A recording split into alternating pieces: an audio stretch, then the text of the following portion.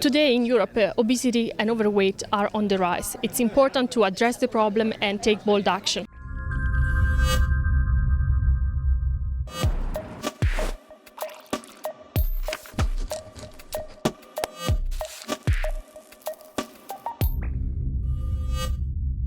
At the moment, the food labeling of food and beverages in Europe is regulated by the Information to Consumer Regulation, which was adopted a few years ago by the EU.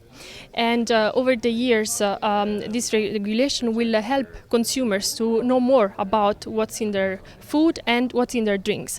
Unfortunately, there is an exemption for alcoholic beverages from the information requirements foreseen in this legislation. And as the European Consumer Organization, we see no good reason for this exemption. Yeah, we are waiting for Commission's report on alcoholic beverages. They are up to date, excluded from the Food Information to Consumers Regulation. Because the Commission didn't want to cover all alcoholic beverages, but only so-called alcopops. Today we had a discussion on whether we should have this labeling on alcoholic beverages or not. We've asked consumers about, their knowledge about ingredients and, for example, calorie information on beers and other alcoholic beverages, and the response was really illuminating. The response was, there is a lack of knowledge.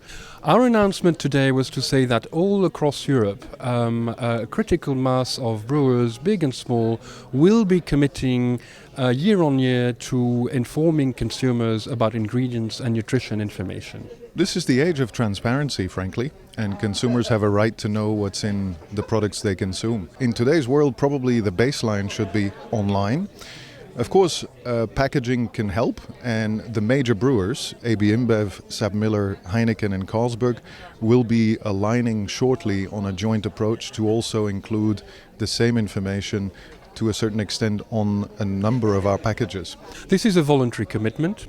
There is one important element in the voluntary commitment is that if we go for, or any economic operator goes for implementing the voluntary commitment, the economic operator will have to do that abiding by the existing regulations. The mandatory labeling says it has to be labeled always per 100 milliliters, but this might mislead the consumer with the view of the consumption of spirits. You shouldn't drink 100 milliliters of spirits as a unit. We have as well taken into account the problems for the producers, and we have even in the alcoholic beverages sector a lot of very small producers, and the question is whether they could manage it, whether they can afford it.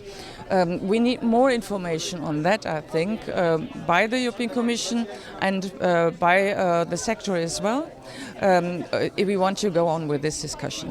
The main information to be provided to consumers, it's the responsible drinking. For us, it's fundamental to enjoy our products in a responsible way, in a safe way, and without putting in danger, of course, the health of the consumer. And this should be the priority of information to be given to the consumers.